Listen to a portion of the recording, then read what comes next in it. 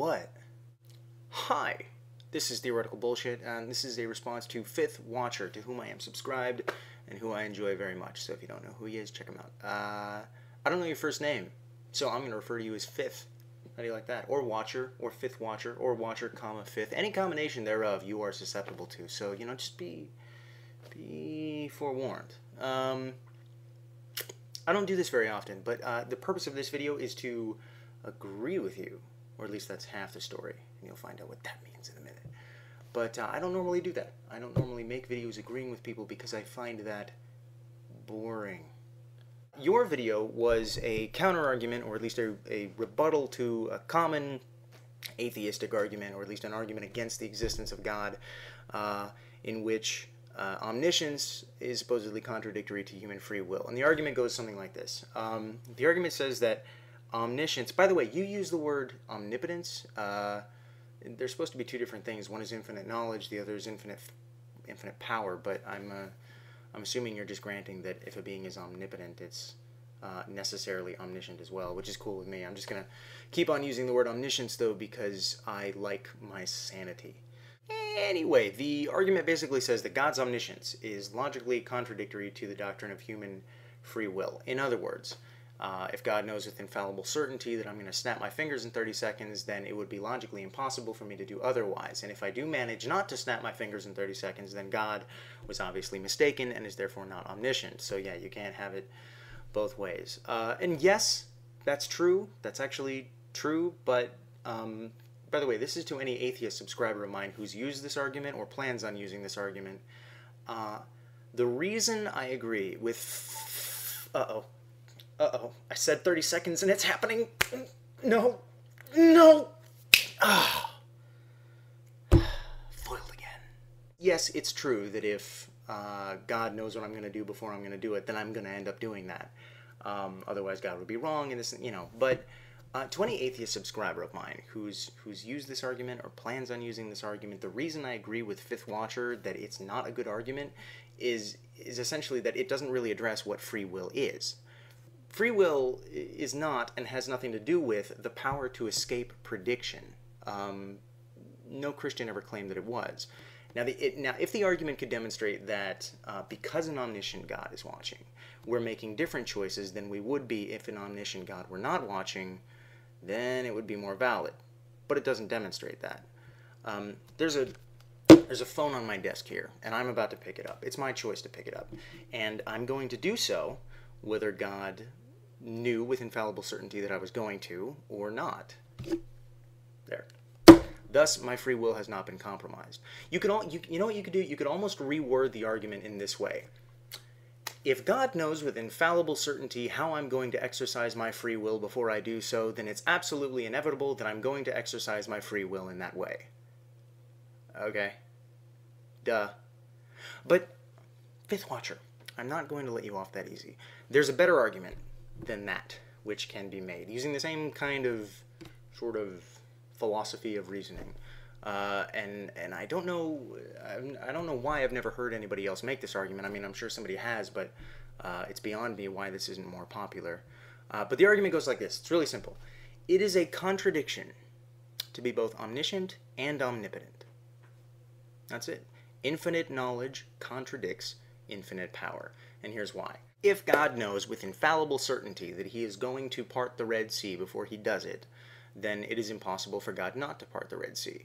And God, therefore, is not omnipotent. There's something he can't do. In fact, there would be an infinite amount of things that he can't do. And if God somehow, on the other hand, managed not to part the Red Sea, then he was previously mistaken in thinking that he would do so and is therefore not omniscient. God can be either omniscient or omnipotent, but not both simultaneously. The reason this argument works for God and not for human beings is that even if God exists, human beings aren't aware of what God knows they are going to do. But God, being omniscient, would. One example that you gave in your video was if you time travel to the future and you spied on somebody for a week, writing down everything that person did, and then you put it into a sealed envelope, and you went back in time to before the week started, and you handed it to said person and told them not to open it until the week was over. When they did open it, they would obviously find that every single thing you wrote was spot on. Still wouldn't mean that they didn't invoke their freedom of choice. And I agree with that. In your comments, though, I asked you a question, which you graciously answered. Here's what I said. In your time travel scenario, if you had given me the envelope and told me to open it before the week started, would my free will be compromised then? Granted, even if I tried to do something different from what the envelope says I would do, you would have seen such when you went to the future and written those actions down instead, meaning I will do what you wrote no matter what. Is this free will or no? Here's how you replied. It would totally affect your decisions, of course. The free will in that scenario mostly applies to what you would do with the envelope, in my opinion. And here's the kicker. I think the ultimate thing you could do to maximize your free will in this situation would be to never read the letter. End quote. Well, being omniscient, God has read the proverbial letter. And therefore, God's free will, according to your own reasoning, is not maximized. And if his free will is not maximized, then his power is not maximized, since a being with infinite power undoubtedly has an infinitely free will. And if God's power is not maximized, then God does not have infinite power and is thus not omnipotent. As a matter of fact, God's infallible knowledge, which sets in stone every single thing God does before he does it, not only makes God not omnipotent, it makes God impotent. Get your head out of the gutter, perv. I mean powerless. God would be the most, seriously, God would be the most controlled, least free being in existence. Now, your first impulse may be to argue that it doesn't matter if God can't do anything other than what he knows he's going to do, because he doesn't want to do anything other than what he knows he's going to do. To which I would reply, so. This reminds me of a woman I once knew who actually claimed to have magic powers. Seriously, she was a self-proclaimed shaman and energy worker. We've all run into somebody like this, but she was on the extreme end. And one day she told me that I had no idea how powerful she actually was. She said that right now, if she wanted to, she could use her mind to make me just float in midair. And I said, well, do it. I'll believe you then if you do it. She said, no, I don't want to. I don't do anything I don't want to do. And I said, okay, so you can't do it then. And she said, no, aren't you listening? I said, I can do it. I can do whatever I want. I just don't choose to. Sound familiar? So you may be thinking to yourself, right, but the difference between your crazy woman friend and God is that God actually does have the power to do something like that, and the woman was just lying.